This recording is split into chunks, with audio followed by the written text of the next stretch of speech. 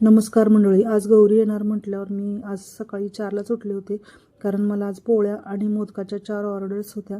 रोज माझ्या ऑर्डर्स विना काही ॲडव्हर्टाईज देता सुरूच होत्या.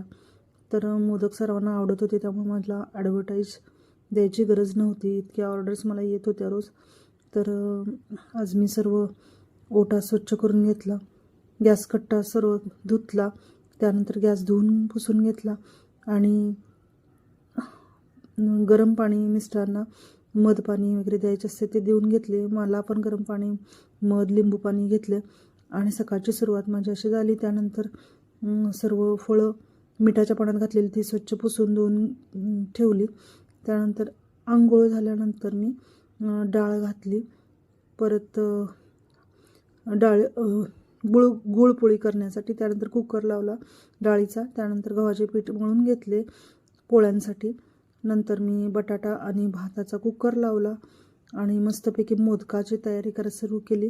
मोदक तयार करून घेतल्याने एक ऑर्डर देऊन काढल्या. व्हिडिओ आवडला असेल तर व्हिडिओला लाईक करा, नवीन असाल तर सबस्क्राईब करा.